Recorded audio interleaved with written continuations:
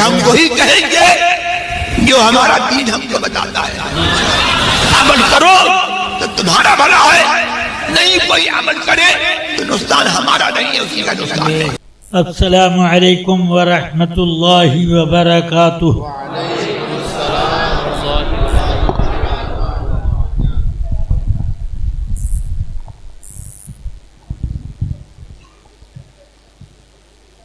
الحمد للہ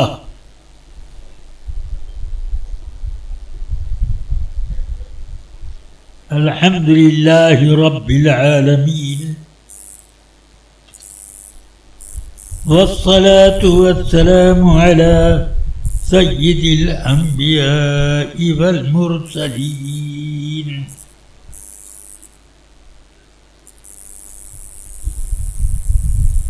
وعلى آله وأصحابه أفضل الصلاة وأكمل التسليم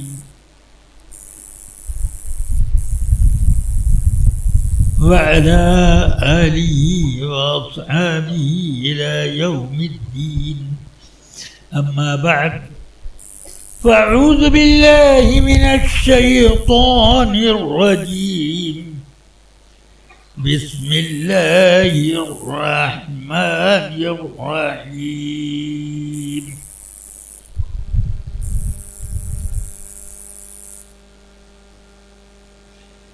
یا ایہا الذین آمنوا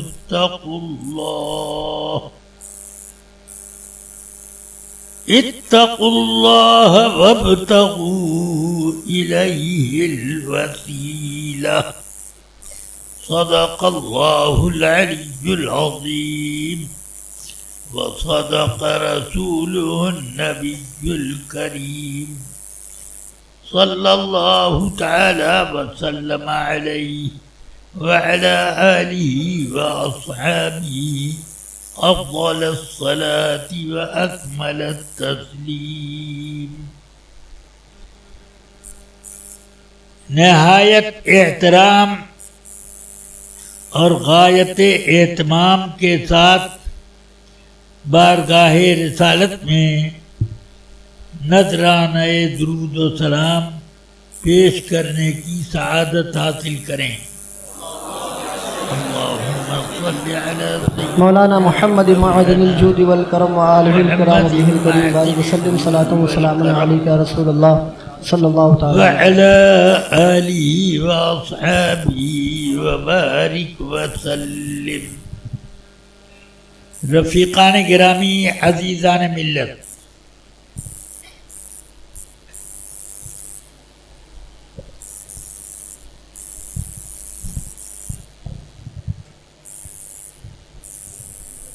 ربیع الاول شریف کی جیسے ہی آمد ہونی ہوتی ہے، لوگ ربیع الاول کی آمد کے پہلے ہی سے اس مہینے کی یادگاریں قائم کرنے لگتے ہیں، اور اس مہینے کی یادگار اس مہینے کی وجہ سے نہیں ہے، بلکہ سید کائنات صلی اللہ علیہ وسلم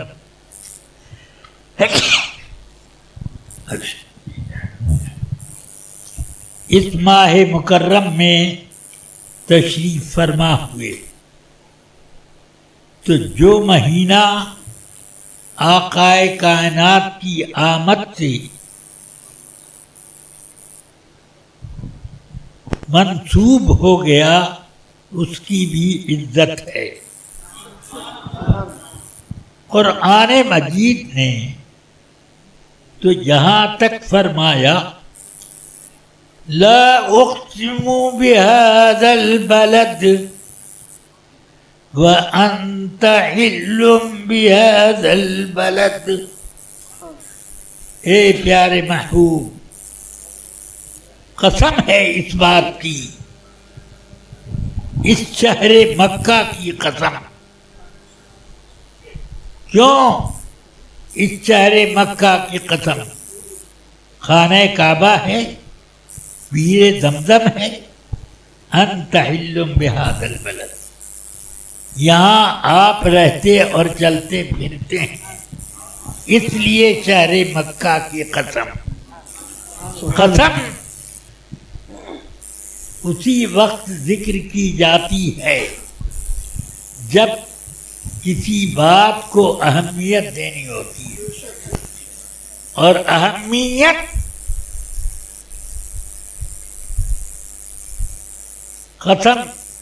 قسم کھانے سے پہلے آپ اس چیز کی اہمیت متعین کر لیتے ہیں۔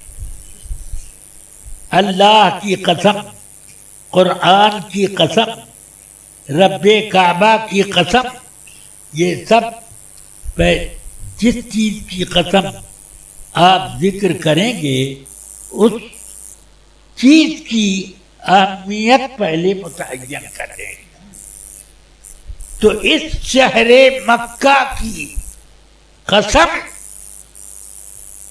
اب شہر مکہ کی ایک عظمت ہے، مگر ان سب عظمتوں کو اللہ تعالی نے ذکر کرنے کے بجائے صرف اپنے محبوب کی قیام گاہ ہونے کی وجہ سے اس کی قسم کا ذکر کیا۔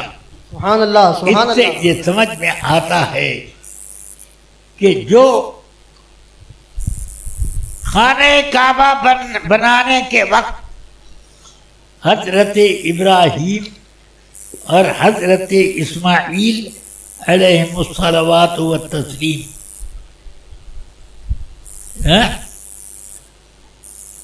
وَإِذْ يَرْفَعُ إِبْرَاهِيمُ الْقَوَاعِدَ مِنَ الْبَيْتِ وَإِسْمَاعِيلُ، یاد کرو وہ وقت جب کہ ابراہیم اور اسماعیل مل کر کعبے کی دیواریں اونچی کر رہے تھے اور یہ کہہ رہے تھے کہ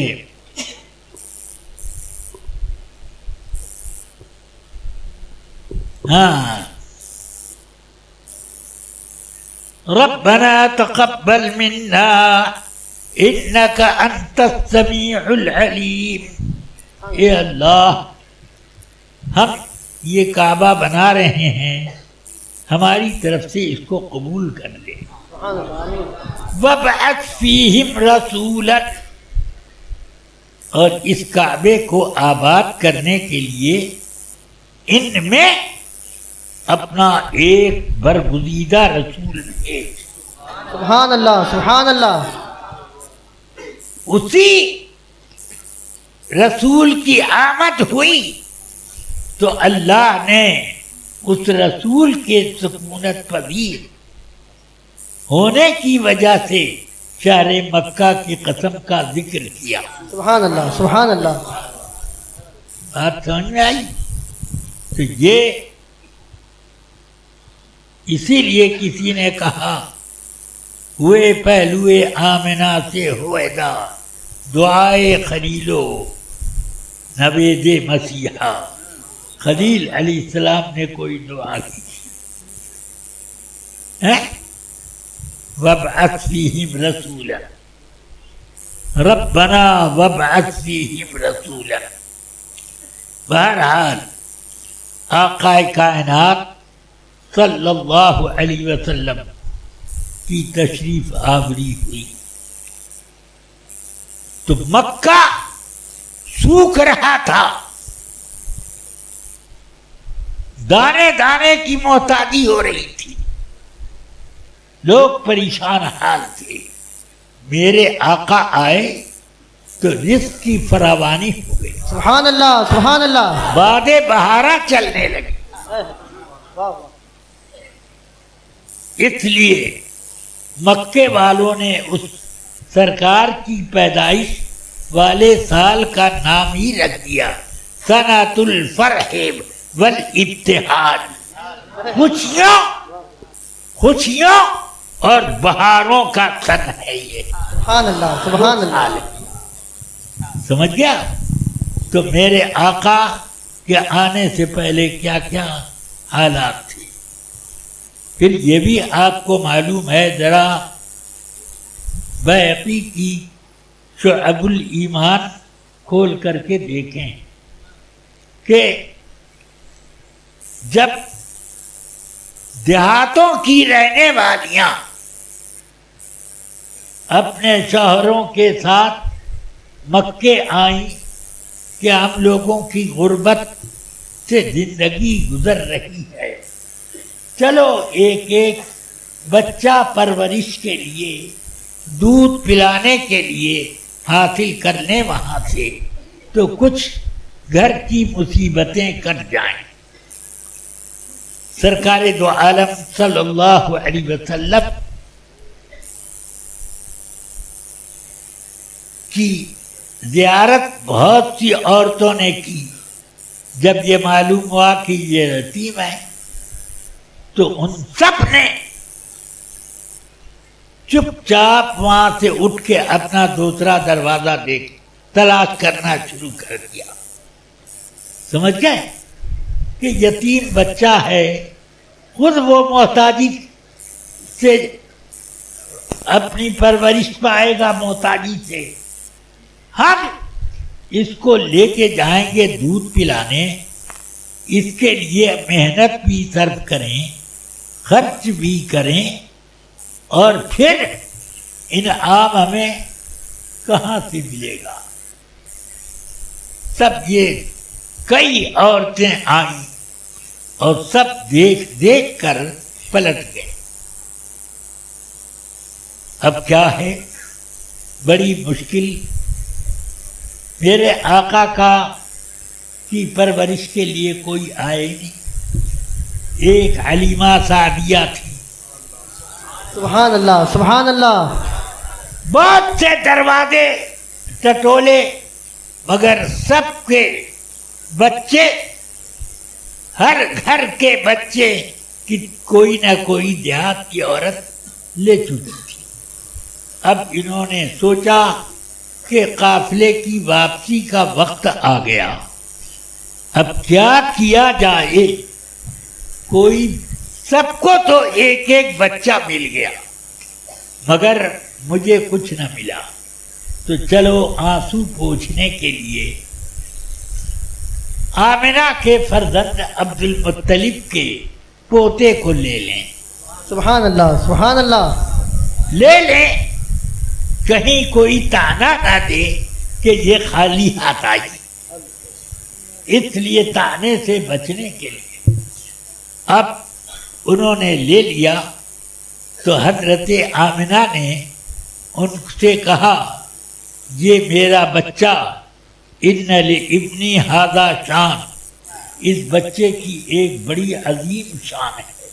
سبحان اللہ سبحان لے اللہ. لے جانا آسان ہے، مگر اس کی حفاظت کرنا تمہاری ذمہ داری. انہوں نے تسلیم کر لیا. سوکھی اونٹنی لے کر آئی، چلتی تھی قافلے کے ساتھ تو کئی میل پیچھے رہ جاتی تھی. اب جاتے وقت گود میں رسول پاک صلی اللہ علیہ واہ واہ واہ وسلم سبحان اللہ. لے لیا. اس ہڑری اونٹنی کے اوپر وہ سوار ہوئی. وہ اب ایسا دوڑنے لگی کہ ساری اونٹنیاں قافلے کی پیچھے رہ گئی. سبحان اللہ سبحان اللہ. اب وہ کہنے لگی دوسری عورتیں، ارے حلیمہ یہ کیا ہے؟ تمہاری بوڑھی اور سوکھی سکھٹی اونٹنی اتنی تیز رفتاری سے بھاگ رہی ہے. پہلے تو اس کو چلنا بھی مشکل تھا. کہاں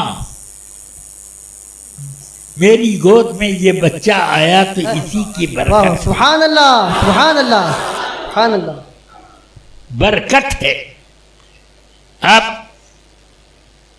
میرے آقا سرور کائنات صلی اللہ علیہ وسلم کو ایک محتاج عورت حلیمہ اپنے گھر لے کر آئی. ان کی بکریاں کھانے کو نہیں پاتی تھی، دودھ کیا دیتی، مگر رسول پاک کو دودھ دینے کا خیال آیا. برتن لے کے پہنچی کہ چلو جو دو چار قطرہ مل جائے. تو اب تھن اس کا دودھ سے بھرا ہوا پایا. سبحان اللہ سبحان برتن اللہ. بھر گیا واہ واہ مگر دودھ کی آمد کا سلسلہ نہ رکا. واہ واہ سبحان اللہ. کیفیت اب حالات ان کے گھر کے بدلنے لگے. ان کی سوکھی ہوئی کھیتیاں ہریالی اس میں آ گئی. بہت ان کے گھر باغوں بہار. اب محلے ٹولے کی عورتیں یہ کہا کرتی تھیں، ارے حلیمہ تمہارا تو گزر بسر مشکل تھا، آج بڑے ٹھاٹ سے کیسے رہتی ہو؟ کہ یہ بچہ آج مل گیا ہے، اس کی برکتوں سے میری اونٹنی کو قوت مل گئی. میری بکریوں کا یہ حال کہ اس کے ارد گرد کا میدان سارا، ہمارے گھر کے سامنے کا سارا میدان ہریالی گھاسوں سے بالکل سبحان اللہ سبحان اللہ. سر سبز و شاداب ہے، اور یہ دودھ بھی خوب دینے لگی ہیں. اور ان کی ایک شان ہے، ایک پستان سے دودھ پیتے ہیں اور میرے بیٹے کے لیے ایک پستان چھوڑ دیتے ہیں. سبحان اللہ میں سبحان اللہ. دونوں بچوں کو بھر پیٹ دودھ پلاتی ہوں. یہ اب حال یہ ہو گیا کہ رسول پاک کی برکت کا چرچا ہونے لگا قبیلہ بنو سعد میں. اب بڑی اس چرچے کی وجہ سے عورتیں آتی کہ ذرا اس بچے کو دیکھ لیں، اور ان سے نور برستا. اب عورتیں اپنے بیمار بچوں کو لاتی اور ہاتھ پکڑ کر اپنے بچوں کے سر پر سرکار دو عالم کا دست مبارک رکھتی. سبحان اللہ سبحان اللہ سبحان اللہ. شفا پا جاتا. بیمار اب بڑے بڑے بیمار بھی آنے لگے، سب کا کام چلنے لگا. سبحان اللہ. سبحان اللہ. مگر ایک روز میرے آقا صلی اللہ علیہ وسلم جب 4 سال کے ہوئے، بچے حلیمہ کے گھر کے سامنے خوب کھیل میں مگن تھے. آقا کائنات دروازے کے قریب کھڑے ہو کر کے ان کا تماشا دیکھ رہے تھے. اتنے میں 2 آدمی آئے، بالکل اجنبی، رسول پاک کو پکڑ کر لے گئے حلیمہ کے گھر کی پیچھے والی دیوار کے پاس. وہاں رسول پاک کو لٹایا اور سینہ چاک کیا اور دل نکالا اور اس کو صاف ستھرا آب زمزم سے کیا، اور پھر دل کو جوڑ کر اسی جگہ رکھ کر سینے کے ٹانکے لگا دیے اور لا کر دروازے کے سامنے کھڑا کر دیا، خود چلے گئے. اب حارث نے دیکھا یہ منظر، آ کر کہا نہ معلوم 2 آدمی آئے اور میرے دودھ پیتے بھائی کو ان لوگوں نے ذبح کر دیا، سینہ پھاڑ دیا، دل نکالا. اب یہ منظر مجھے دیکھا نہیں گیا. وہ لپک کے باہر آئیں تو سرکار دو عالم صلی اللہ علیہ وسلم دروازے پر کھڑے ملے، چہرے پر کچھ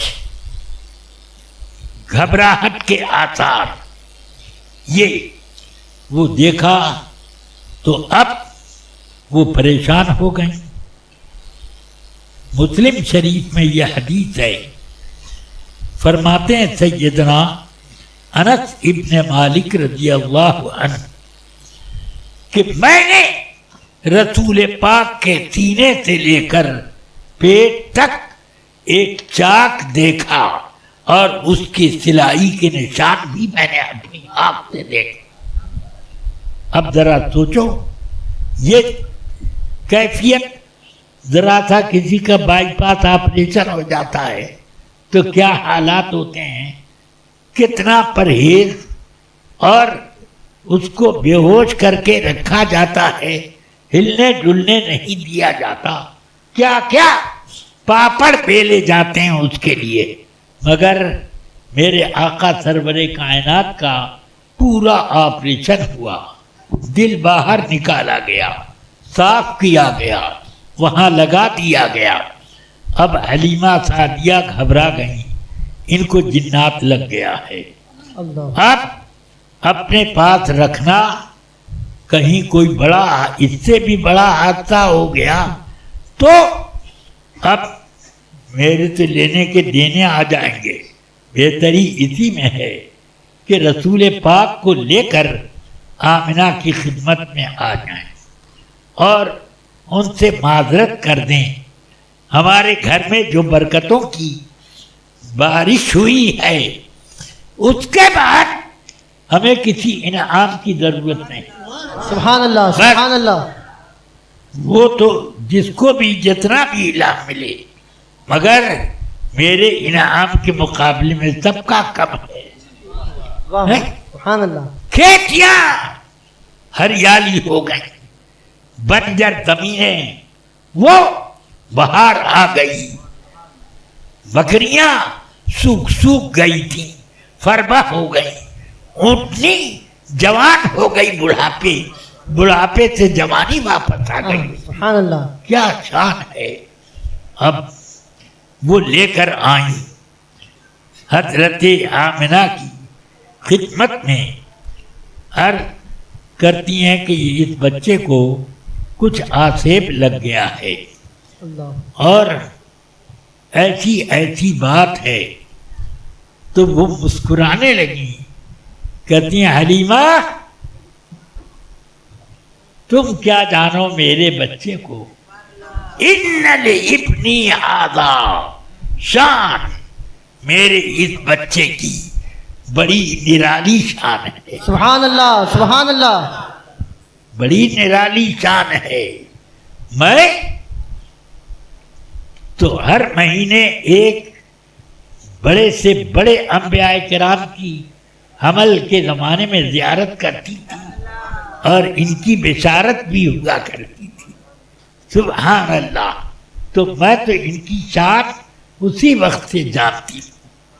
یہ ہے سیدنا آقا کائنات صلی اللہ علیہ وسلم۔ اب اعلی حضرت کیا فرماتے ہیں وہ بھی تو دیکھو۔ سبحان اللہ، سبحان اللہ۔ گود میں عالم شباب، حال شباب کچھ نہ پوچھ، ہاں، سبحان اللہ۔ گود میں عالم شباب، حال شباب کچھ نہ پوچھ، گلبنے باغ نور کی اور ہی کچھ اٹھان ہے، سبحان اللہ، سبحان یہ اللہ۔ عقل دگ سبحان اللہ۔ ہے، چرخ میں آسمان ہے۔ سبحان اللہ۔ یہ میرے آقا سرور کائنات صلی اللہ علیہ وسلم۔ اب میں یہ بتانا چاہتا ہوں، میرے آقا سرور کائنات صلی اللہ علیہ وسلم آئے تو ان کے آنے کا پہلا ثمرہ یہ کہ مکہ بالکل خزاں رسیدہ ہو گیا تھا، سبحان اللہ۔ سنۃ الفرح والاتحاد ہو گیا۔ کیا شان اس کی بڑھ گئی۔ تو کیا اس سے یہ سمجھ میں نہیں آتا کہ اللہ نے یہ سب اتارا، یہ بہاریں اتاری اللہ نے اتاری، مگر کس کے وسیلے سے؟ سبحان اللہ، سبحان اللہ، کس کے وسیلے سے؟ ہیں وہاں پر ایک سے ایک بڑے بڑے مالدار اور دھاکڑ قسم کے لوگ پیدا ہوئے، مگر کیوں نہیں یہ بہاریں آئی؟ کیوں نہیں یہ نعمتوں کی باران کرم برسی؟ کیا ہوا ہے آج؟ یہ میرے آقا سرور کائنات صلی اللہ علیہ وسلم کا وسیلہ۔ اس لیے میں یہ بتانا چاہتا ہوں کہ اللہ تعالی اور مخلوق کے درمیان ایک وسیلہ ہوتا ہے، سمجھ میں آئی بات؟ مگر وہابیہ اس وسیلے کا انکار کرتے ہیں۔ وہ کہتے ہیں کہ وسیلے کی ضرورت کیا ہے؟ نیک عمل کرو، وہی نیک عمل وسیلہ ہے۔ نیک عمل وہ وسیلہ ہے اللہ کے۔ وسیلہ کسی آدمی کو منانا شرک ہے۔ مگر میں پوچھنا چاہتا ہوں، آدم علیہ السلام سے لے کر سرکار دو عالم صلی اللہ علیہ وسلم تک دین جو پھیلا تو کس کے ذریعے سے پھیلا؟ انبیاء کے ذریعے سے یا کسی اور ذریعے سے؟ جب دین آیا زمین پر تو انبیاء کرام کے وسیلے سے آیا۔ جب دین بغیر وسیلے کے نہیں آ سکتا تو دنیا تو حقیر چیز ہے۔ واہ واہ واہ واہ، کیا بات ہے، یہ تو سبحان بدرجہ اللہ، اولا جائے، کیا بات ہے۔ یہ حقیر چیز۔ دین جب بے وسیلے کے نہیں آ سکتا۔ اب آؤ میں قرآن عظیم کی ایک آیت پڑھتا ہوں۔ اللہ تعالی نے فرمایا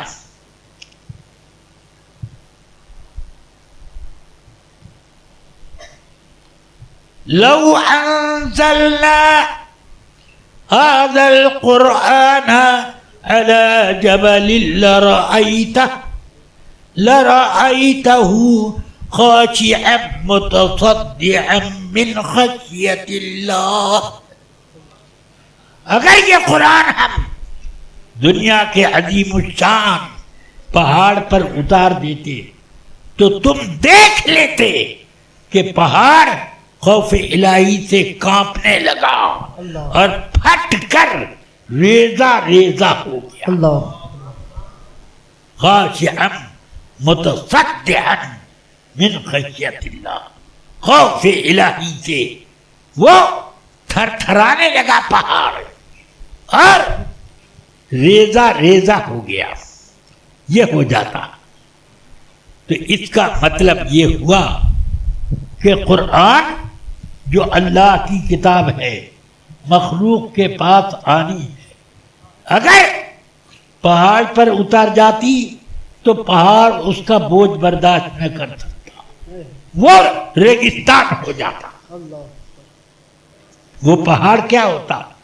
ریگستان ہو جاتا، ریزہ ریزہ ہو جاتا۔ سمجھ گئے؟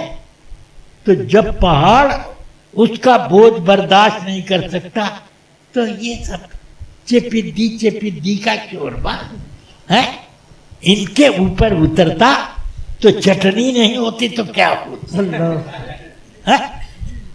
اس لیے اللہ نے قرآن اتارا اس شخصیت پر کہ جس کی قوت برداشت وہاں سے شروع ہوتی ہے جہاں پر پہاڑوں کی قوت برداشت ختم ہو جائے۔ سبحان اللہ، سبحان اللہ، سبحان اللہ، نعرہ تکبیر، نعرہ رسالت، علماء اہل سنت۔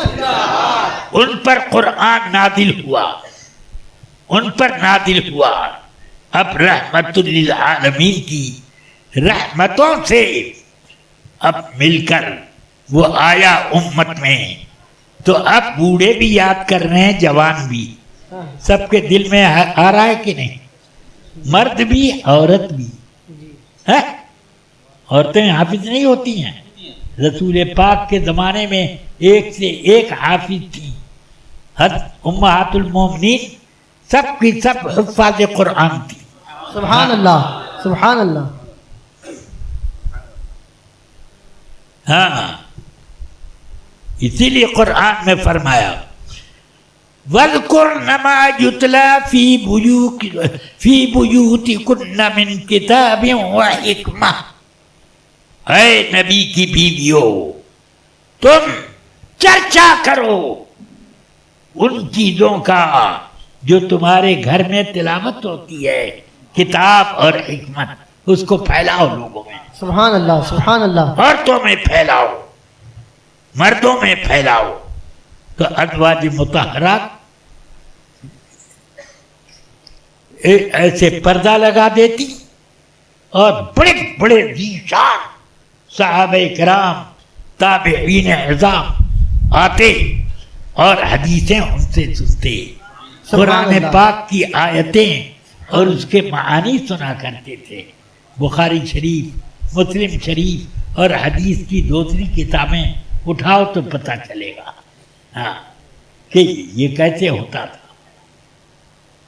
چلو تو اب حضرت رسول پاک صلی اللہ علیہ وسلم پر قرآن اترا. اب رحمت للعالمین کے واسطے سے امت تک پہنچا.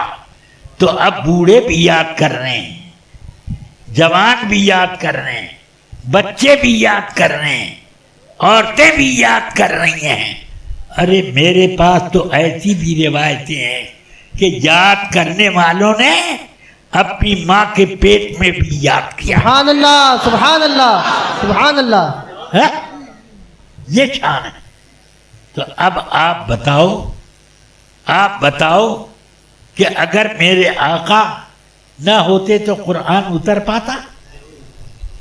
اس لیے اللہ نے اپنی کتاب، سب سے محکم کتاب، سب سے معظم، سب سے بلیغ تر، سب سے فصیح تر کتاب اتارنے کے لیے ایک وسیلہ مقرر کیا. سمجھ میں آئی بات؟ ہاں. اب میں یہ کہنا چاہتا ہوں، یہاں سے ایک نتیجہ نکلا، اللہ دینے کے لیے وسیلے کا محتاج نہیں، بلکہ بندہ لینے کے لیے وسیلے کا. بے شک بے شک بے شک. ڈائریکٹ لینے کی اس میں صلاحیت نہیں. سمجھ میں آ گئی بات؟ ہاں. مگر وَلَٰكِنَّ الْوَهَابِيَّةَ قَوْمٌ لَا يَفْقَهُونَ، ان کے پاس کھوپڑی شریف ہے ہی نہیں ہاں کہ وہ یہ باتیں سمجھ سکیں. الحمدللہ میرے آقا سرور کائنات جہاں آئے، جدھر سے گزر گئے ادھر سے رحمتوں کی بارانے بے حساب گزر گئی. سبحان اللہ. یہ ہوتا رہا. سبحان اللہ.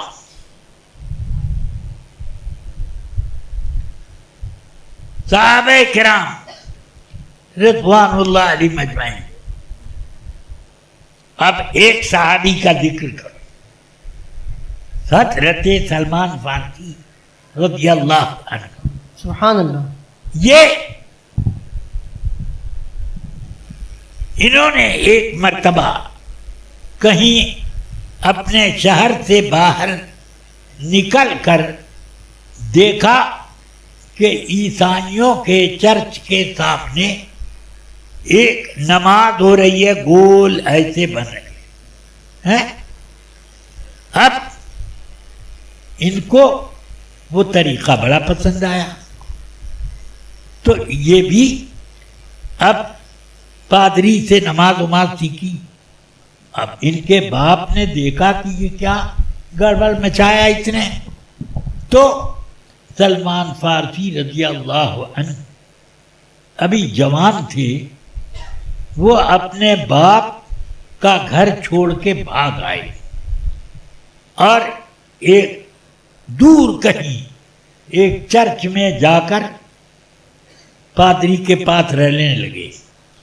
دیکھا پادری کو کہ وہ پادری بہت پیسہ لوگوں سے لے لے کر جمع کرتا تھا, دنیا دار تھا, مرا. تو انہوں نے کہا, لوگ بڑے اہتمام انصراف کے ساتھ اس کا جنازہ اٹھانے کے لیے آئے. تو انہوں نے کہا ارے وہ بڑا بدماش تھا, تم لوگوں سے زکوٰۃ وصول کر کے اپنا خزانہ بنایا کرتا تھا. تو وہ سب مارنے کو تیار ہو گئے.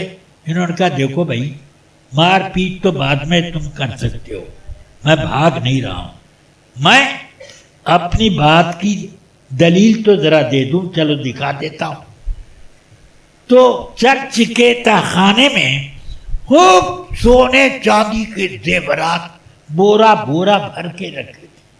اب لوگوں نے یہ دیکھا تو سلمان فارسی کو سچ مان لیا. سلمان فارسی وہاں سے بھاگ گئے, دوسرے چرچ میں گئے, وہاں کا پادری بہت اچھا سمجھ میں آیا, اس کے پاس رہنے لگے. لمبی عمر ہو گئی, اس کے مرنے کا وقت آیا تو انہوں نے پوچھا بھائی کس کے پاس اب تمہارے بعد جاؤں؟ کہ فلاں پادری کے پاس. تو وہاں چلا گیا, وہ بھی بہت اچھا ملا. جب اس کی موت کا وقت آیا تو میں نے پوچھا اب آپ کے بعد کس کے پاس جاؤں؟ کہا کہ اب تو میرے بعد میرے جیسا کوئی پادری تو ملے گا نہیں تم کو, سب دنیا دار ملیں گے. ایک کام کرو, آخری نبی آنے والے ہیں, سبحان اللہ سبحان اللہ, اور ان کا وقت بہت قریب ہے.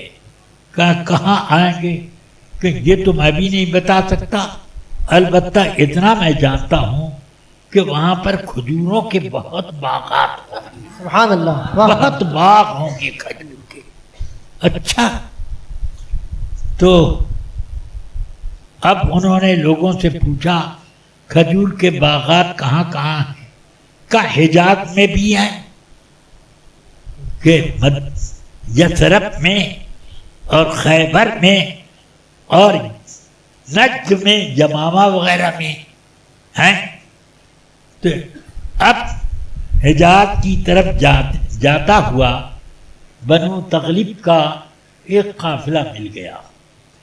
انہوں نے کہا کہ بھائی مجھ سے جو بھی آپ کو اجرت لینی ہے وہ طے کر لیجئے, میرے پاس بہت سی گائیں ہیں, بہت سی بکریاں ہیں, ان میں سے جتنی آپ چاہیں میں دے دوں گا, مگر کھجوروں والے باغ تک مجھے پہنچا دیجیے, آپ اپنے ساتھ لے چلیے.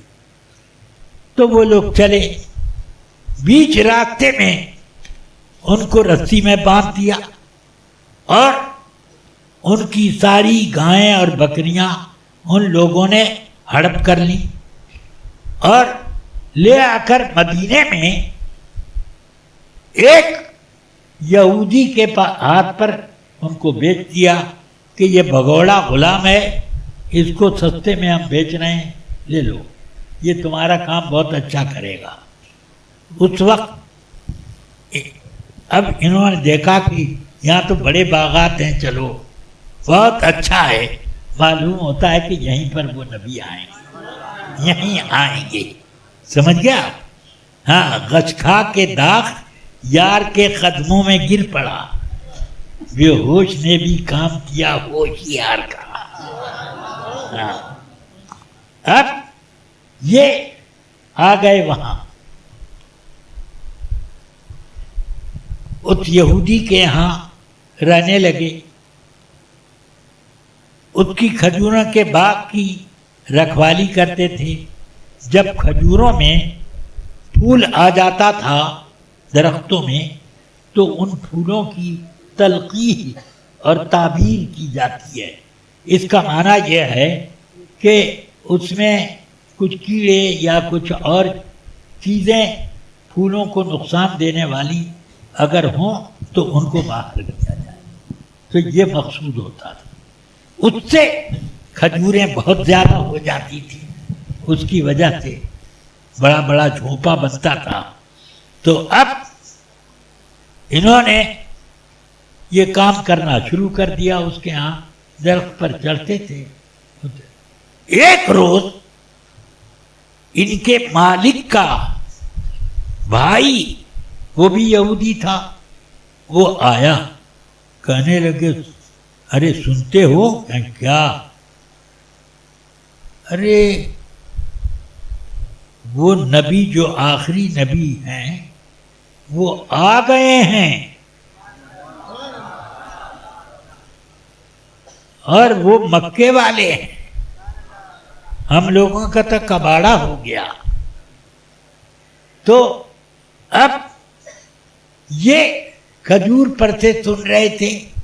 نبی نبی کا لفظ 2 مرتبہ سنا، وہیں سے کود کے نیچے آ گئے، چھلانگ لگا کے نیچے پہنچ گئے.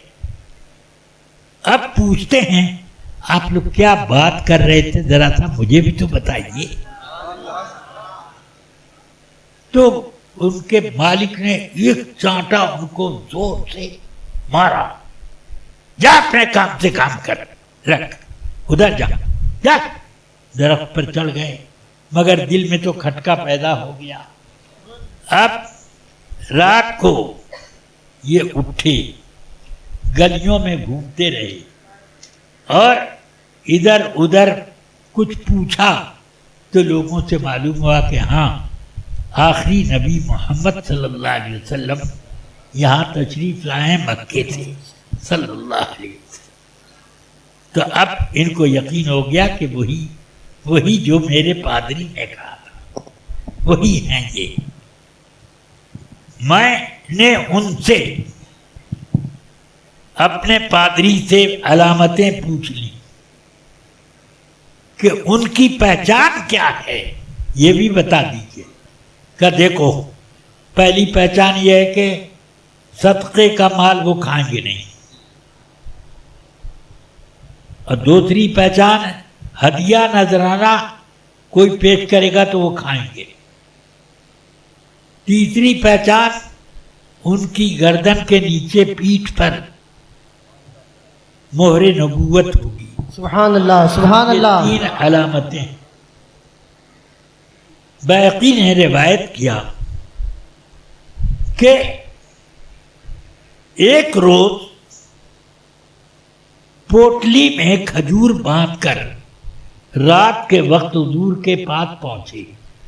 صحابہ کے جھرمٹ میں عشاء کے قریب رسول پاک بیٹھے ہوئے تھے. پہنچے، کہنے لگے محمد یہ میرے پاس صدقے کا کچھ مال ہے، آپ لوگوں سے اچھا کوئی آدمی صدقے کا مستحق مجھے دکھا نہیں، اس لیے میں یہ لے کر آیا ہوں، اس کو آپ قبول کر لیں. تو رسول پاک نے وہ گٹھری لی اور صحابہ کی طرف دیکھ کر فرمایا تم میں جو غریب لوگ ہوں، محتاج لوگ ہوں، وہ آئیں اور یہ کھائیں. فإنی لا آکل الصدقہ، میں صدقے کا مال نہیں کھاتا. سبحان اللہ. تم لوگ لے جاؤ کھاؤ. تو میں نے دل میں کہا کہ ہذہ واحدۃ، ایک نشانی تو پکی ملی. چند دنوں کے بعد میں نے دوسری پوٹلی تیار کی اور لے کر آیا. محمد یہ جو میں پوٹلی لایا ہوں کھجوروں کی، یہ صدقے کا مال نہیں ہے، یہ آپ کے لیے ہدیہ ہے. سبحان اللہ سبحان اللہ. تو فرمایا ہدیہ ہے؟ ہاں. گٹھری کھولی، فرمایا میرے صحابہ آؤ، یہ سلمان کا ہدیہ ہے، کھاؤ. سب لوگوں نے مل جل کے کھایا. میں نے کہا کہ یہ 2 نشانیاں تو ہو گئیں. اب تیسرے کے لیے بہت مرتبہ میں آیا، مگر ہر وقت وہ چادر اوڑھے ہوئے بیٹھے رہتے. میں دیکھوں کیسے پیٹھ. چادر اوڑھ کے بیٹھے رہتے تھے. جب آؤں تو بہت کئی دن ہو گئے، بار بار آتے آتے بھی مجھے موقع نہیں ملا. ایک روز بیٹھا میں انتظار کر رہا تھا، مگر بے چینی پیدا ہو گئی. میں اٹھا اور پورے مجمع کے پیچھے سے چکر کاٹ کر رسول پاک کے پیچھے آ گئے، کھڑا ہو گیا. رسول اکرم صلی اللہ علیہ وسلم نے فوراً اپنی چادر مبارک گرا دی. میں نے دیکھا کہ پیٹھ پر انڈے کی طرح سے ایک ابھار ہے. بس میں لپٹ گیا اور چوبنے لگا. آپ نے میرا ہاتھ پکڑا، فرمایا سلمان یہاں آگے آ کے بیٹھو. میں آگے آ گیا. میں نے آپ کا کلمہ پڑھا، اب آنا جانا شروع کر دیا. میں نے عرض کی یا رسول اللہ میرا مالک بہت بڑا خبیث یہودی ہے، مجھے آزاد نہ کرے گا. کہ ٹھیک ہے تو کیا تمہاری قیمت مانگتا ہے؟ کہیں کہ میں بات کروں گا تو بتاؤں گا. کہاں بات کر لوں؟ تو آئے. ایک روز آئے، کہتے ہیں وہ کہتا ہے کہ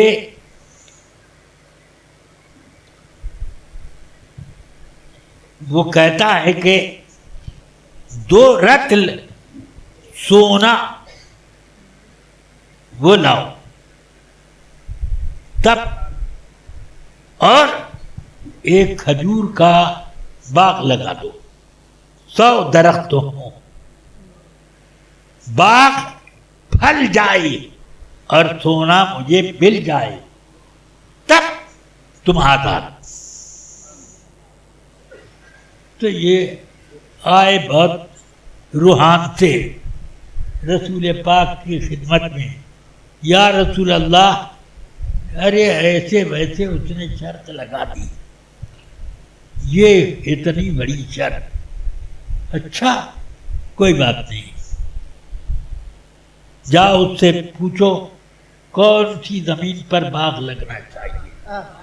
سبحان اللہ سبحان اللہ. اس نے زمین بتا دی. تو آئے سرکار کی خدمت میں.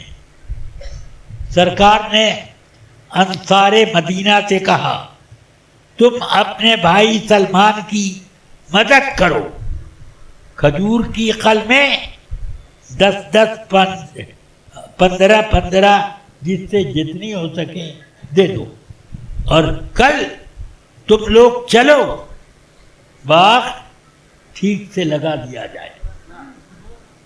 پہنچے، فرمایا زمین بناؤ، پیمائش کر کر کے کتنے دور پر درخت لگے گا، یہ وہ زمین بناؤ.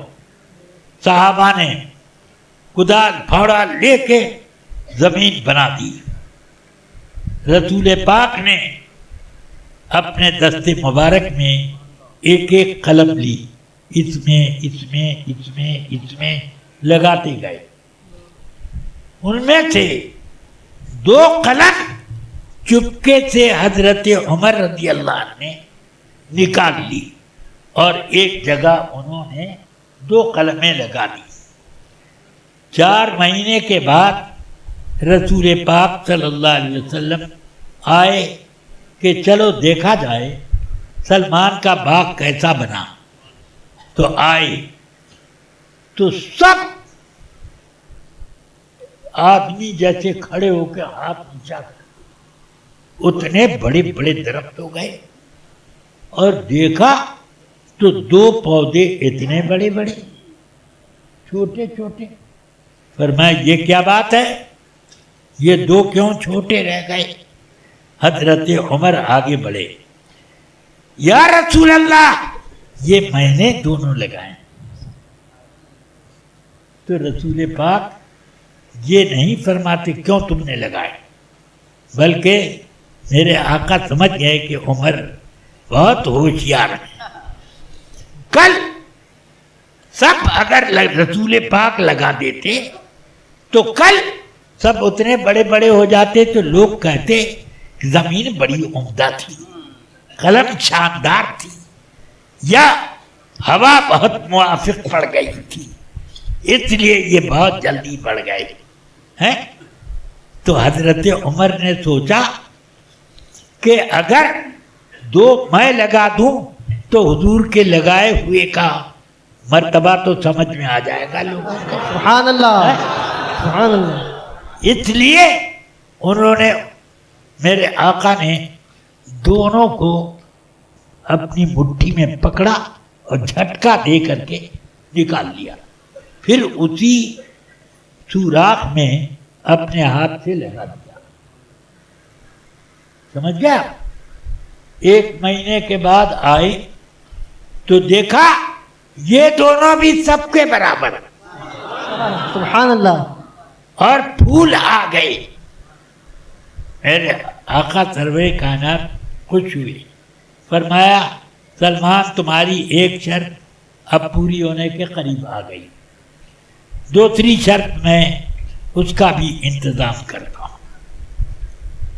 سمجھ گیا؟ فرماتے ہیں دوسری شرط،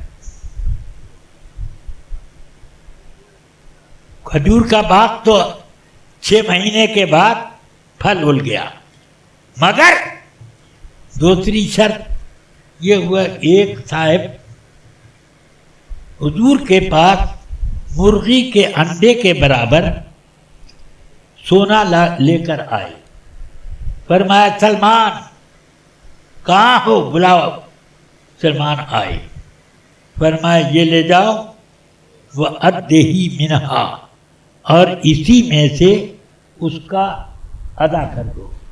یا رسول اللہ 2 رطل مانگا ہے، اس سے کیسے ادا ہوگا؟ فرماتے میں نے یہ تو نہیں کہا کہ یہ پورا دو، میں نے کہا ادہی منہا، اس میں سے کاٹ کے اس کو دے. تو اب وہ کہیں سے ترازو لے آئے اور ایک ایک پاؤ کر کے ہتھوڑا چھنی سے کاٹ کاٹ کے اس انڈے کو اب ایک پاؤ وزن کرتے جا رہے ہیں. آدھا انڈا لگا اور 2 رطل پورے ہو گئے. سبحان اللہ. آدھا انڈا بچا رہ گیا. سمجھ گیا؟ اتنا ہو گیا، ادا کر دیا. اب آزاد ہو گئے. اس وقت ان کی عمر کتنی تھی؟ 200 سال. کتنی؟ 200 سال. سبحان اللہ. ان کی وفات 250 سال کی عمر میں ہوئی ہے.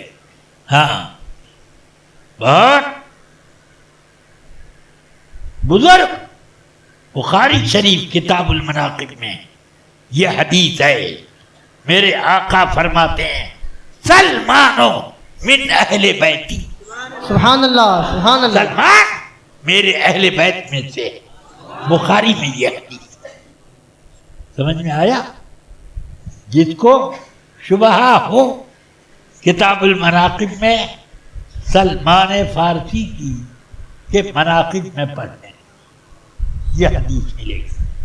سلمانو من اہل بیتی، یہ رسول پاک کتنا بڑا مرتبہ ان کو دیا. سبحان اللہ سبحان اللہ. اتنا بڑا. اب یہاں سے کیا آپ کو پتہ نہیں چلا کہ کتنے لوگوں کی بگڑی بنانے کا وسیلہ کون ہے؟ سبحان اللہ سبحان اللہ. مگر وہابیہ یہ سب چیز نہیں مانتے. میں تو کہتا ہوں اللہ دینے کے لیے وسیلے کا محتاج نہیں، مگر بندہ لینے کے لیے وسیلے کا محتاج ہے. ورنہ اللہ تعالی قرآن ڈائریکٹ لوگوں کے گھر میں اتارتا ہے. نبی پر کیوں اتارا؟ یہ اسی لیے اب 1966 میں مارچ سن 1966 میں میں زیارت حرمین طیبین کے لیے حاضر ہوا. اپریل کا مہینہ تھا اور میں حضرت سیدنا اعلی حضرت رضی اللہ عنہ کے خلیفہ مرید اور خلیفہ حضرت مولانا ضیاء الدین صاحب علیہ الرحمہ کی خدمت میں روزانہ آتا جاتا. مدینہ پاک میں 25 روز میرا قیام رہا. سبحان اللہ سبحان اور اللہ. روزانہ پہلے دن تو میں نہیں گیا، مگر نہیں گیا تو وہ جمعے کا دن تھا. میں نے سوچا کہ کہاں نماز جمعہ پڑھیں، ابھی تو سمجھ میں نہیں آ رہا ہے. تو ظہر میں نے پڑھی، غسل کیا، کپڑے پہنے، ظہر پڑھی. رسول پاک صلی اللہ علیہ وسلم کی کہ مواضع شریف میں رو رو کر صلاۃ و سلام کا اپنا نذرانہ پیش کر رہا تھا، اور اپنے استاد حضور حافظ الملت والدین نے مجھ کو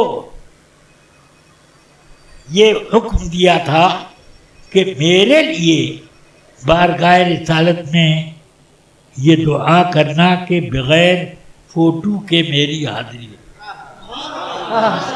سبحان اللہ. اور یوں کہنا حضور آپ اپنی شریعت کے مطابق عبدالعزیز کو بلا لیں. تو میں عبدالعزیز تو نہیں کہتا تھا، میں روتا تھا، کہتا حضور میرے مربی، میرے استاد العلماء حضور حافظ الملت والدین کو اپنے دربار میں تھوڑی دیر کے لیے بلا تو لیں. سبحان اللہ. جب حاضری ہوتی ہر نماز کے بعد میں حاضری دیتا اور یہ عرض کرتا، اور اس کے 2 تاریخ والے سال حضرت کی روانگی کا پرمیشن وغیرہ ہو گیا. میں 66 میں گیا، حضرت 67 میں گئے. سبحان اللہ. حضور حافظ الملت جب جانے لگے، سرکار میرے مرشد اعظم حضور مفتی اعظم، سبحان اللہ سبحان اللہ.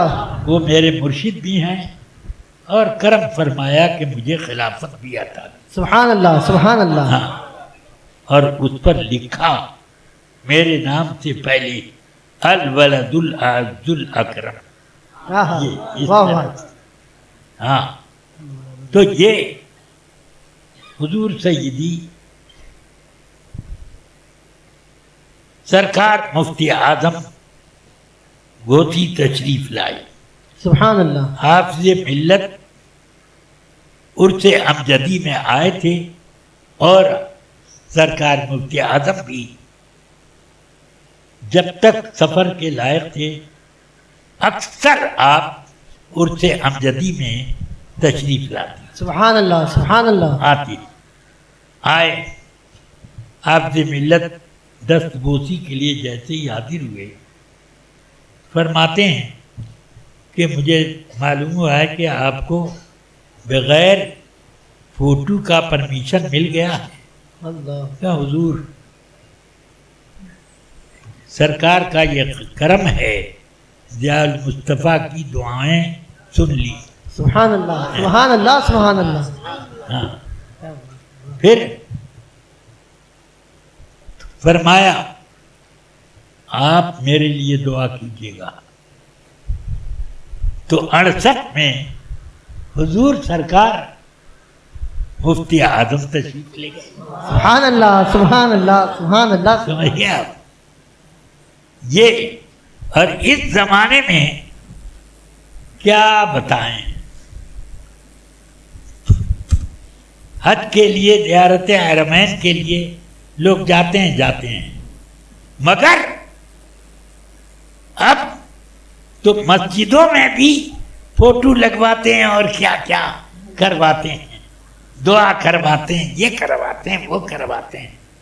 یہ سب طلب شہرت، اور طلب شہرت میں وہ یہ بھی نہیں سوچتے کہ طلب شہرت طلب جہنم ہے.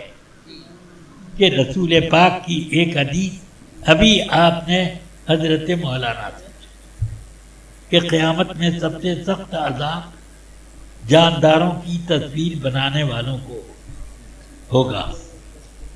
ہاں اب دوسری حدیث میں سنا دوں کہ مسجد میں اب یہ فوٹو لے جانے کا کیا مطلب ہے، وہاں پر ٹی وی رکھنے کا کیا مطلب ہے. ہاں حدیث میں ابو داؤد شریف وغیرہ میں یہ حدیث ہے، ان الملائکۃ لا تدخل بیتا فیہ کلب او صورت حیوان. رحمت کے فرشتے اس گھر میں جاتے ہی نہیں جس گھر میں کتا ہو یا جاندار کی تصویر. اللہ اکبر، اللہ. جاندار کی تصویر اور کتے کا ایک حکم ہے، سمجھ میں آیا؟ ہاں ایک حکم بنا میرے آقا پر، مگر شرم نہیں آتی ان لوگوں کو کہ ایک حکم رسول پاک نے فرمایا کہ جہاں کتا یا جاندار کی تصویر ہو وہاں پر فرشتے رحمت کے نہیں آتے. اب یہ لوگ لے کر کے مسجد میں گھس گئے تو اب فرشتوں نے کان پر ہاتھ رکھ دیا، بھاگے. ارے یہ وہ جماعت آ گئی کہ ہم کو اب اللہ کے گھر میں بھی نہیں رہنے دے گی. ہم کو اللہ کے گھر میں بھی نہیں رہتے، اپنے گھر میں تو نہیں گزرے دیتے، اب اللہ کے گھر میں بھی گزرنے نہیں دے. یہ اللہ ان لوگوں سے بچائے. آمین آمین اللہم آمین. سیدنا اعلی حضرت نے لکھا ہے کہ تصویر کی حرمت پر حدیثیں حد تواتر تک مرئی، یہ لکھا. پھر اب میرے پیر و مرشد اور مرشد خلافت اور حافظ ملت، وہ بھی میرے مرشد خلافت اور میرے استاد، ان لوگوں نے بھی حرام سمجھا. اور مکہ حرمین طیبین میرے استاد تو کبھی نہیں گئے تھے، مگر مجھ سے دعا کروائی اور اس وقت آنسو بہ رہے تھے حضرت کے کہ مجھے حاضری کا، کہ میری حاضری کے لیے آپ دعا کریے گا. بہرحال الحمدللہ میں سمجھتا ہوں کہ میرے آقا سرور کائنات بگڑی جب اپنی ظاہری حیات میں تھے تو بگڑی بنانے کا وسیلہ تھے، اور اب بھی ان کا وسیلہ چلتا ہے، وہی بگڑی بناتے. سمجھ میں آئی بات؟ اب حضرت مولانا ضیاء الدین صاحب علیہ الرحمہ کے گھر جانے کا میں سوچ رہا تھا کیسے جاؤں. اسی روز جس روز میں پہنچا تھا، کیسے جاؤں، مجھے ان کا گھر ہی نہیں معلوم، یہاں کس سے پوچھوں. مغرب کی نماز میں ریاض الجنہ میں کھڑا پڑھ رہا تھا، میرے پیچھے ایک صاحب بیٹھے تھے اور میرے سلام کا انتظار کر رہے تھے. میں نے سلام کے بعد وظیفہ پڑھا لمبا سا، وظیفے کے بعد فارغ ہوا، دعا ہوا کی. جیسے ہی اٹھنے لگا، ابھی رکوع ہی تک پہنچا تھا، پورا اٹھا نہیں تھا، وہ آئے، ہاتھ سے مصافحہ کیا، چومنے لگے. میں نے ہاتھ کھینچ لیا. آپ کون ہیں؟ کہ میں کیرالہ کے رہنے والا ہوں, میں رضوی ہوں. سبحان اللہ سبحان اللہ. میں نے کہا میں آپ کو نہیں پہچانتا, میں آپ کو نہیں پہچانتا. کہ نہیں میں بھی آپ کو نہیں پہچانتا, اللہ. مگر حضرت مولانا ضیاء الدین صاحب علیہ رحمہ کے یہاں آج صبح میں پہنچا. فرمایا کہ صدر الشریعہ کے فرزند آج آنے والے ہیں. میں نے کہا سبحان اللہ سبحان اللہ سبحان اللہ. ذرا ان پر نظر رکھنا اور ان کو میرے گھر کا پتہ بتا دینا. سبحان اللہ سبحان اللہ. سمجھ میں آیا؟ تو انہوں نے آپ کے بارے میں بتایا. میں نے کہا کس نے آپ کو بتایا کہ میں وہی ہوں؟ کہ جب آپ دوپہر میں سلام پڑھ رہے تھے تو میں نے آپ کو دیکھ کے میرا دل کہنے لگا یہ صدر الشریعہ کے فرزند کے علاوہ کوئی نہیں ہو سکتا. سبحان اللہ سبحان اللہ سبحان اللہ. مگر آپ دیر تک سلام پڑھتے رہے اور میں آپ کا ایک طرف انتظار کر رہا تھا, مگر نہ معلوم آپ کدھر سے نکل گئے. تو میں نے سوچا کہ مغرب کی نماز پڑھنے تو آئیں گے ہی, تو اس لیے میں یہاں بیٹھا رہا. تو الحمدللہ یہ سرکار کا کرم. رہنے کے لیے ہم لوگوں کو گھر نہیں مل رہا تھا اس طرح کا جس میں باقاعدہ پردے کا اہتمام. سبحان اللہ. یعنی کمرہ تو مل گیا مگر بیت الخلاء جس میں لائن لگا کے مرد لوگ عورتیں بھی سب ایک ساتھ جاتے ہیں.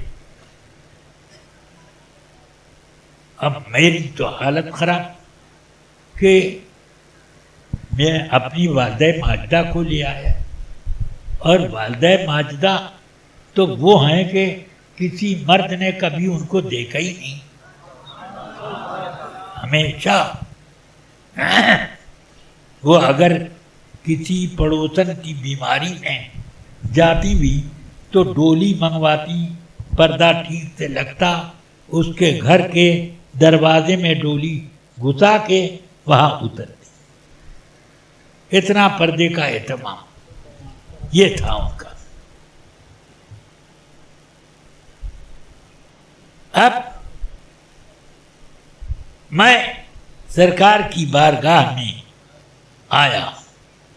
میں نے عرض کی سرکار ہندوستان کو کچھ وہابی لوگ کہتے ہیں کہ دارالحرب ہے, مگر الحمدللہ ہم لوگ اس جگہ بھی جو آپ نے عزت عطا فرمائی ہے اس عزت کے مطابق رہتے ہیں.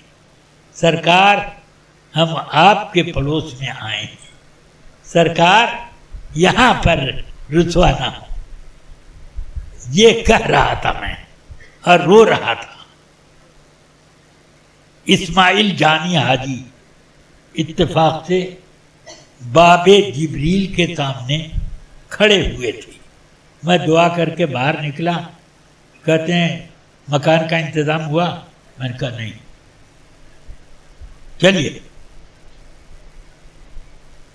ایک مکان کا انتظام ہو گیا, بہت ٹھاٹ کا الحمدللہ فوراً انتظام ہو گیا. اور وہاں اس مکان کے پیچھے ہی میرے والد ماجد کے ایک مرید بھی رہتے تھے, شیخ احمد, شیخ احمد کندوانی ان کا نام تھا. اور وہ وہیں کا کہ نیشنلٹی ان کی تھی. ان کے یہاں بھی آنا جانا لگا رہتا تھا. بڑا وہ بھی احترام کرتے تھے. بہرحال اللہ کا فضل و کرم. میں اتنا جانتا ہوں کہ میرے آقا کے بارے میں تو حدیث شریف میں کھل کر سامنے آیا کہ نبی اللہ حج یرزق، اللہ کا ہر نبی زندہ ہے، روزی پاتا ہے، ان کو روزی بھیجی جاتی، سمجھ آیا؟ ہاں، تو اب جب وہ زندہ ہیں تو پھر کیا، اللہ تبارک و تعالیٰ کرم فرمائے۔ مولانا ضیاء الدین صاحب علی رحمہ کے پاس میں بیٹھے بیٹھے ایک روز میں نے عرض کی، ذرا خوب غور سے سنیے گا، ہاں، دوسرا کوئی مقرر ہو تو وہ اپنی ایجاد بتائے گا، مگر میں اپنے بزرگوں کی ایجاد بتانا ضروری سمجھتا ہوں۔ سنیے، میں نے عرض کی، حضور میں نے کتابوں میں پڑھا ہے کہ نجدی کی جب نجدیوں نے مدینے پر حملہ کیا اور حجاز پر قبضہ کیا، اس وقت یہاں پر بڑا ظلم اٹھایا، آپ اس وقت یہاں تھے؟ کہاں تھا؟ میں نے کہا کہ تو قاضی بلحید تو علماء کو درے تک لگواتا تھا، تو کہاں یہ تو کرتا تھا۔ میں نے کہا آپ کے ساتھ کیا معاملہ ہوا؟ تو کہنے لگے اس نے مجھے بلوایا،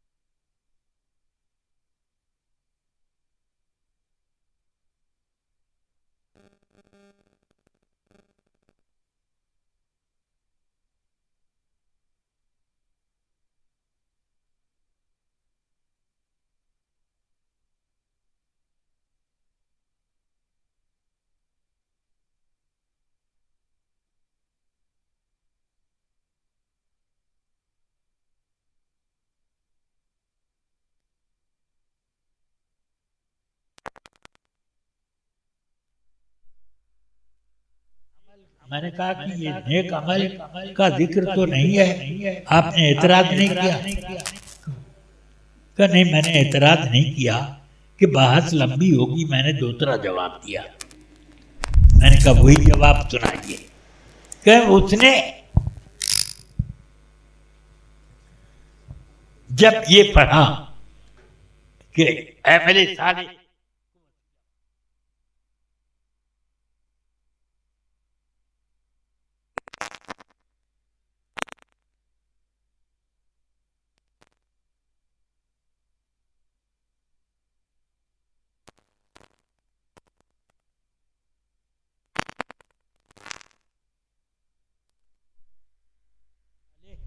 مقبول ہے یا نہیں؟ آپ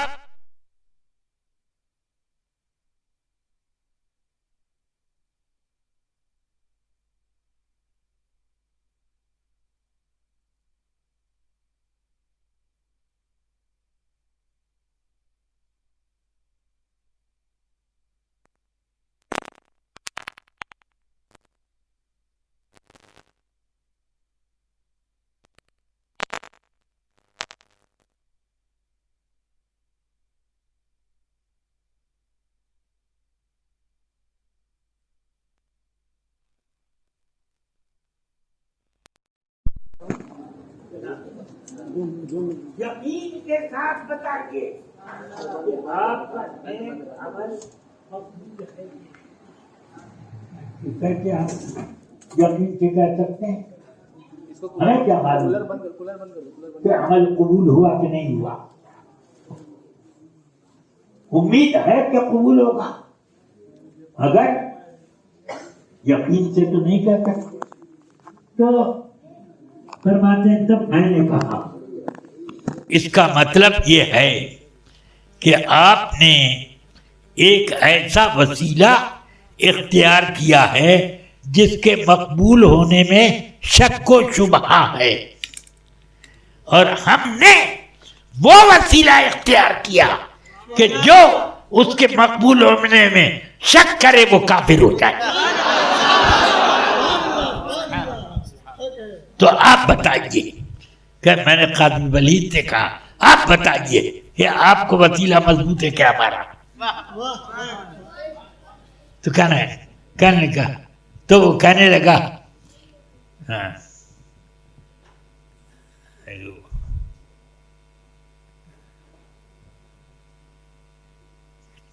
وہ شاباشی دینے لگا، ہاں شاباشی دینے لگا، پھر بولا اچھا آپ جائیے۔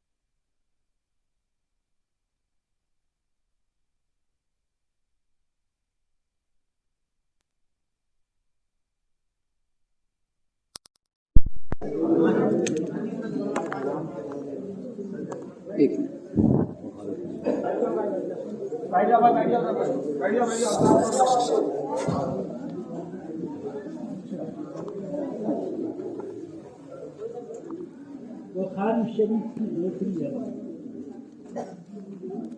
پڑھیے بسم اللہ الرحمن الرحیم۔ اللهم صل على سيدنا ومولانا محمد معدن الجود والكرم منبع العلم والحكم وعلى آله وأصحابه وبارك وسلم سبحانك لا علم لنا إلا ما علمتنا إنك أنت العليم الحكيم يا فتاح يا عليم۔ مرد ہیں اور پڑھی لکھی عورتیں، ان سب سے یہ میں کہتا ہوں کہ جیسے میں پڑھ رہا ہوں ویسے پڑھیں۔ بسم اللہ الرحمن الرحیم۔ حدثنا عبداللہ بن یوسف قال اخبرنا مالک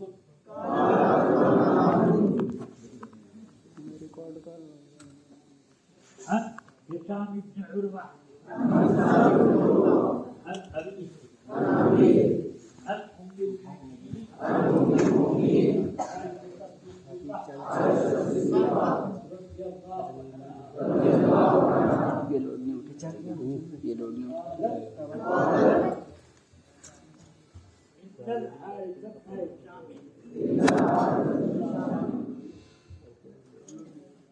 على رسول الله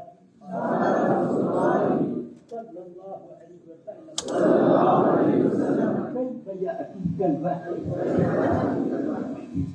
فقال ما جاءنا يأتيني مثل خلق نبي وهو أشد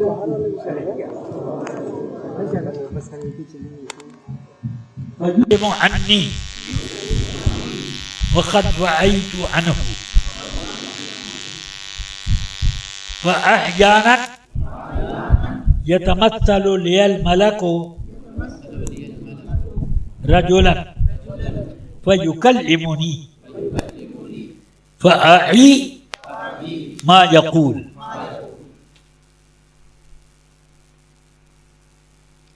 یہ حدیث حضرت عبداللہ ابن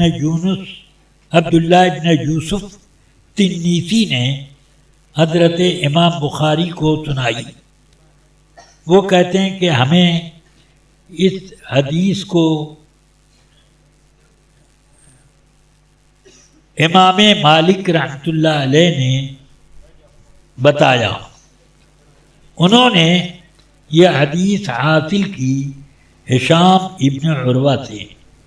ہشام نے عروہ ابن زبیر سے، جو زبیر ابن عوام کے بیٹے ہیں، حضرت اسماء بنت ابی بکر کے بھی بیٹے ہیں، اور حضرت ابو بکر کے نواسے ہیں. تو یہ عروہ ہیں، بہت بڑے جید عالم محدث. ام المومنین عائشہ رضی اللہ عنہا کی خدمت میں وہ دن رات بچپن سے رہتے تھے. وہ ان کی خالہ ہوتی تھی. اسماء بنت ابی بکر عروہ کی ماں حضرت عائشہ کی بڑی بہن تھی. اب عروہ کہتے ہیں کہ مجھے یہ حدیث حضرت ام المومنین عائشہ صدیقہ نے سنائی کہ حارث ابن ہشام رسول پاک کی خدمت میں آئے اور انہوں نے سرکار سے یہ سوال کیا، کیف یأتیک الوحی، آپ کے اوپر قرآن کی وحی کس طرح سے اترتی ہے. یہاں پر وحی سے مراد وحی قرآنی ہے. یہ کیوں میں کہہ رہا ہوں؟ رسول پاک نے جو جواب دیا اس کی وجہ سے یہ کہہ رہا ہوں. سمجھ میں آیا؟ ورنہ وحی تو خواب میں بھی نظر آتی ہے اور دل میں بھی اتر جاتی ہے. کوئی فرشتہ حضور کے پاس اللہ کا پیغام لے کر آ جاتا ہے، چاہے عزرائیل، اسرافیل، چاہے حضرت میکائیل یا اور فرشتوں میں سے رسل ملائکہ میں سے کوئی فرشتے لے آتے ہیں. مگر قرآن مجید صرف ایک فرشتے لائے. ان کا نام کیا ہے؟ جبریل امین. قرآن مجید کی وحی صرف ایک فرشتے لائے، اور دوسری وحی وہ تو کوئی بھی فرشتے جو کہ رسل ملائکہ میں سے ہیں وہ لے آتے تھے. فرمایا رسول پاک نے کبھی کبھی وحی گھنٹی کی جھنجھناہٹ کی طرح آتی ہے کہ گھنٹی پر جب ہتھوڑا مارو ٹن بولے گا، ٹن کے بعد دیر تک وہ گونجتا ہے.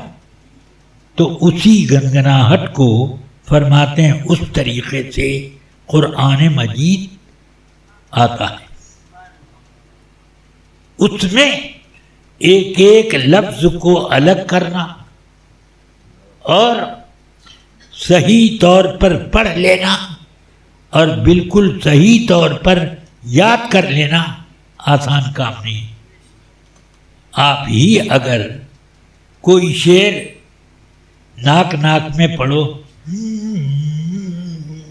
ایسے تو کیا کوئی سمجھ پائے گا کیا پڑھ رہے ہو؟ تو اب آقا کائنات فرماتے ہیں وحی کی قسموں میں سب سے سخت قسم یہ ہے، مگر میرے یاد کرنے کی شان یہ ہے، فَيُفْسِمُ عَنِّي، وحی ادھر پوری ہوئی، وَقَدْ وَعَيْتُ عَنْهُ، اور میں یاد کر کے فارغ ہوں۔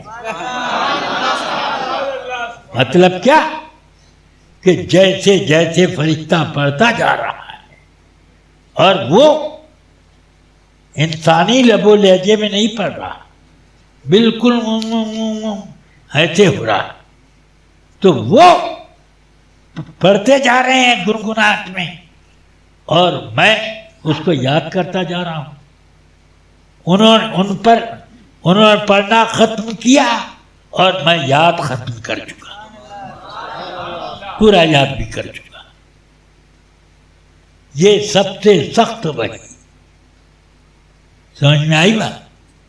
اور دوسری وحی کہ احیانا یاتین یتمثل لی الملک رجلا، الملک ہے جس کا مطلب ہے وہی فرشتے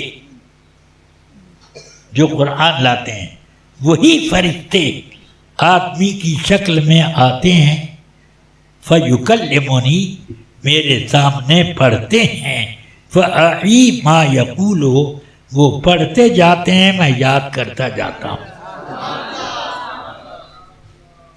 سمجھ میں آ گئی بات؟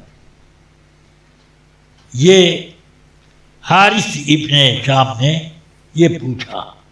اب میں بتاؤں حارث ابن ہشام کون ہے؟ حارث ابن ہشام ابو جہل ابن ہشام کے بھائی ہیں، سمجھ گئے؟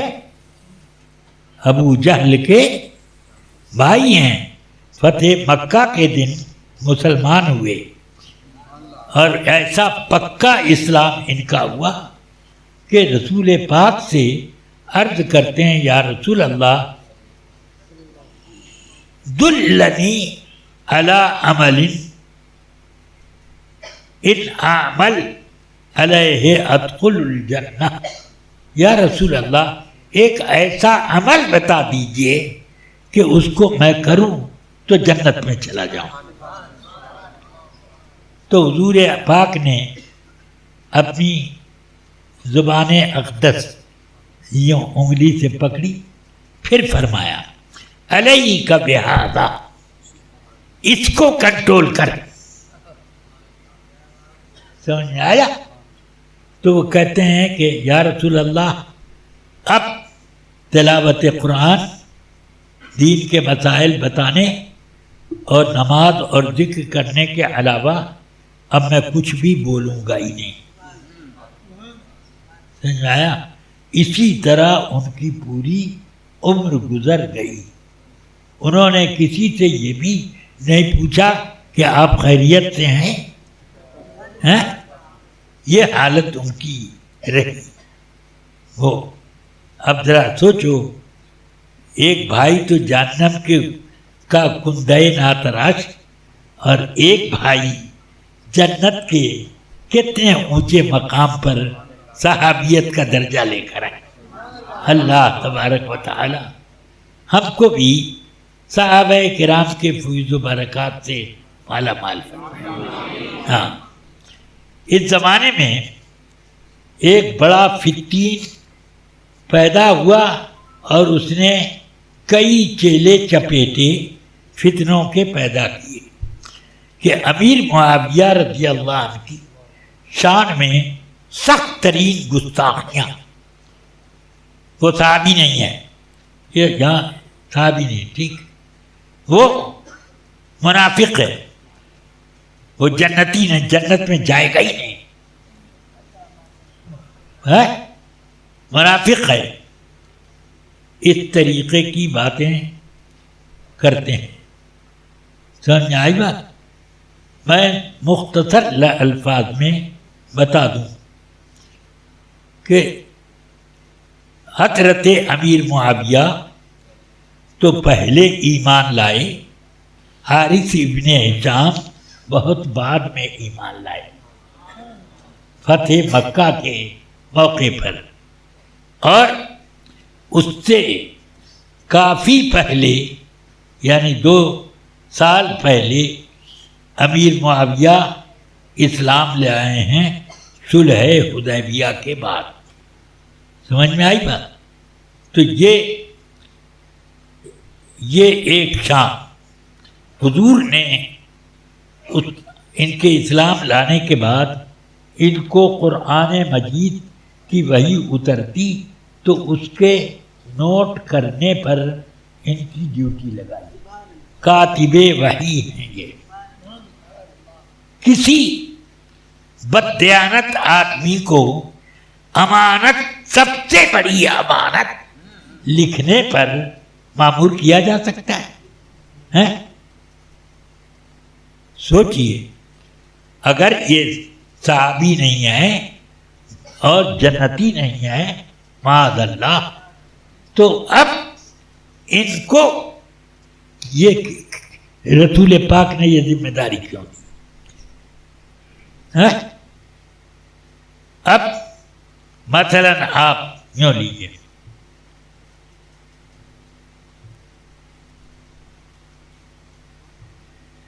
کہ ایک جگہ اگر الف مٹا دیا جائے، ایک جگہ الف بڑھا دیا جائے تو کتنا معنی کا فرق پڑتا ہے؟ تو اب آپ دیکھو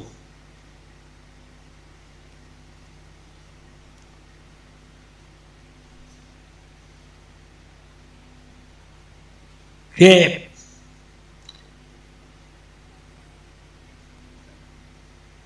وَإِن كُنْتَ مِن قَبْلِهِ لَمِنَ الْغَافِلِينَ، اب لَمِنَ الْغَافِلِينَ کو لا من الغافلین کہہ دیا تو کیا ہوا؟ اور یہ بڑھانا بہت آسان ہے، ارے کم سے کم کھڑا زبر لگاتے ہیں تب بھی ہو جائے گا۔ تو اس طرح، اور اگر لا ہے اور اس کو لو کر دیا تو کیا ہوا؟ نفی کو اس بات کر دیا، اور وہ بھی اس بات موقت، اس طرح پر یہ ہو جاتا ہے۔ تو وحی میں بڑی دیانت کی ضرورت، دیانت کے ساتھ خوف الہی، اور اس کے ساتھ ہوش مند، اور لکھتے وقت پوری توجہ سے لکھنا، یہ سب ہونا چاہیے۔ اور یہ بات اگر امیر معاویہ میں نہیں تھی تو کیوں دیا سرکار نے یہ کام ان کو؟ ایک بات۔ دوسری بات یہ میں پوچھنا چاہتا ہوں کہ حضرت سیدنا امام حسن رضی اللہ عنہ، وہ شخص ہیں جن کو رسول پاک نے اپنے بازو میں بٹھایا کہاں؟ منبر پہ، اور فرمایا ان ابنی ھذا سید، میرا یہ بیٹا سید ہے۔ اہل بیت میں کسی کو حضور نے سید ان کے علاوہ نہیں کہا۔ ہاں، میرا یہ بیٹا سید ہے۔ لعل اللہ یصلح بہ بین فئتین عظیمتین من المسلمین۔ بخاری شریف کتاب المناقب میں یہ بھی پڑھ لو، یہ حدیث سمجھ میں آیا؟ میرا یہ بیٹا سید اور سردار ہے، بے شک اللہ تعالی اس کے ذریعے سے مسلمانوں کی 2 بڑی بڑی جماعتوں میں صلح کرائے گا. حضرت سیدنا امام حسن کے خلافت کے دور میں امیر معاویہ لشکر لے کر آ گئے. 1,00,000 خبر مل گئی تھی حضرت امام حسن کو. 1,25,000 کا لشکر آپ لے کے نکلے. ایک ٹیلے پہ چڑھ کے دونوں لشکروں کو دیکھا, اتر کے فرماتے ہیں اتنا بڑا لشکر, اگر یہ لڑائی ہوگی تو خون مسلمانوں ہی کا تو بہے گا, ادھر بھی ادھر بھی مسلمانوں ہی کا بہے گا. اب معاویہ کو بلاؤ, آئیں صلح کی شرط طے کریں. آئے امیر معاویہ, صلح کی شرطیں طے ہوئیں, اور ان میں پہلی شرط یہ تھی کہ میں اس شرط پر آپ کو خلافت دینے کو تیار ہوں کہ آپ اس خلافت کو خوبصورتی سے چلائیں جیسے مجھ سے پہلے کے خلفاء چلاتے تھے. ایک دوسری شرط یہ کہ آپ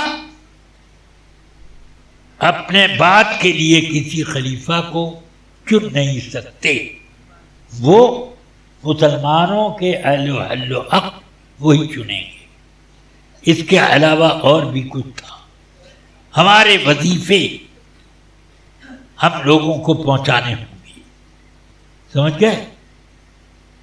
حضرت امیر معاویہ نے تمام شرطیں قبول کی اور اس پر جم گئے. کبھی کوئی ثابت نہیں کر سکتا کہ انہوں نے ان شرطوں کے خلاف کیا. یہ رافضیوں نے یہ بات کہی ہے کہ یزید کو خلافت کی بیعت کے لیے ادھر ادھر خط لکھا. بالکل جھوٹی بات ہے. مولا علی کرم اللہ وجہ الکریم کا ایک خطبہ, جس کو ایک بہت زبردست قسم کے رافضی امامیہ رافضی رضی نے لکھا ایک کتاب نہج البلاغت, اس میں ایک خطبہ حضرت مولا علی کا ہے. اس خطبے کے بیچ میں ایک لفظ ہمارے اور معاویہ کے درمیان ایمان اور کفر کا کوئی جھگڑا نہ تھا. ہمارا ان کا اس بات پر جھگڑا تھا کہ وہ ہمارے اوپر ایک الزام عائد کرتے تھے اور ہم اس سے اللہ جانتا ہے کہ بری تھے. یعنی دم عثمان غنی کی شہادت. یہ بس اتنا ہی. میں مطالبہ کرتا ہوں ان سب لوگوں سے کہ یہ تمہارا فتویٰ ہے یا تم سے پہلے بھی کسی نے فتویٰ دیا ہے؟ اگر تمہارا ہے تو تم بدعتی ہو. 1400 سال کے بعد تم فتویٰ دینے کے لیے نابالغ لوگ اٹھ گئے. سمجھ گئے؟ پہلے کے کسی بزرگ سے فتویٰ نقل کرو. امام ابو حنیفہ, امام مالک, امام شافعی, امام احمد بن حنبل, امام سفیان ثوری, امام سفیان بن عیینہ, امام حمیدی, امام عبد الرحمن اوزاعی, امام حسن بصری, اور بھی بہت سے.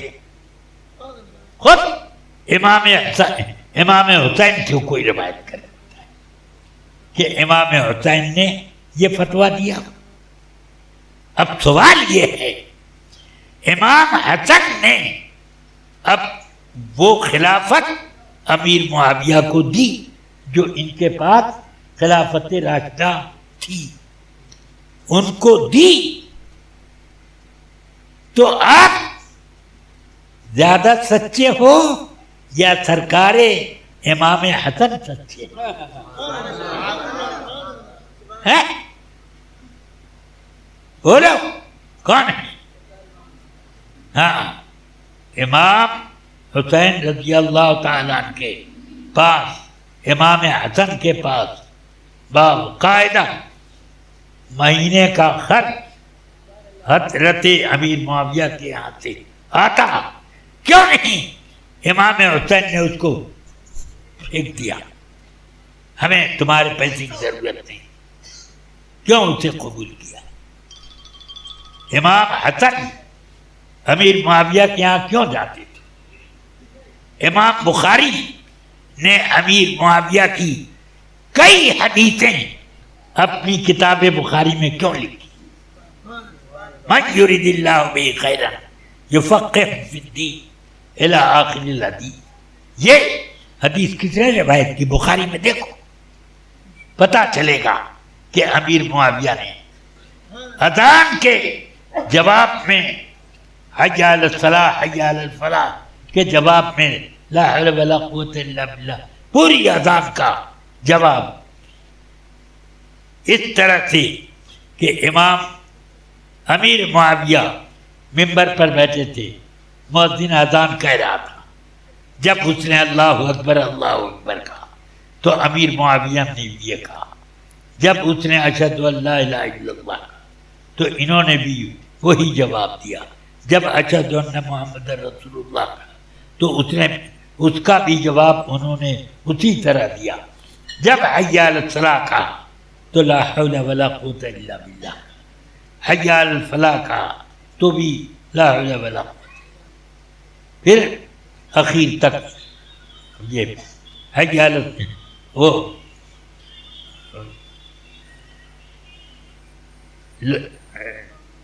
اللہ اکبر لا الہ الا اللہ، اس کا بھی جواب ہے۔ جواب دے چکے تو کہتے ہیں سن لو،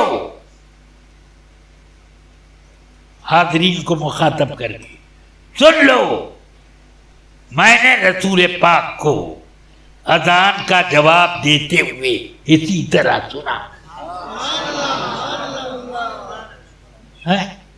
ایسی تمام حدیث کی کتابوں میں امیر معاویہ کی حدیثیں تخریج ہوتی ہیں۔ اگر وہ منافق تھے تو کسی منافق کی کیوں نہیں حدیث آئی؟ سمجھ میں آئی بات؟ اس لیے رفیقان گرامی، ایسے کھوسٹ لوگوں سے بچ کر رہو۔ اگر وہ مرنے سے پہلے توبہ کر لے تب تو وہ سید ہے، اور اگر بے توبہ کے مرا تو وہ نقلی سید ہے۔ ہاں، یاد رکھنا۔ وصلی اللہ تعالی علی نبی کریم وآلہ وصحبہ اجمعین۔ میں بخاری شریف کی اجازت علماء کرام کو دیتا ہوں۔ چلیے سلام کے لیے کھڑے ہو جائیے۔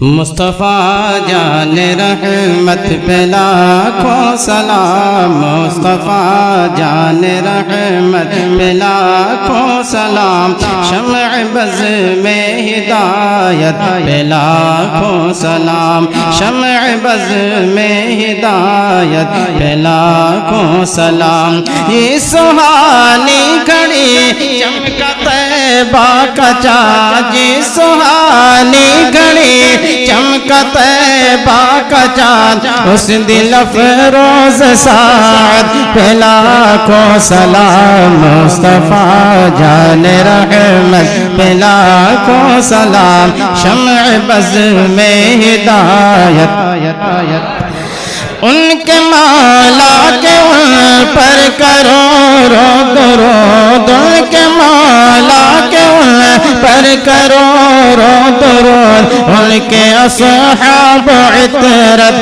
پہ لاکھوں سلام مصطفیٰ جان رحمت پہ لاکھوں سلام شمع بز میں ہدایت پہ لاکھوں سلام غوث خواجہ رضا حامد مصطفیٰ غوث خواجہ رضا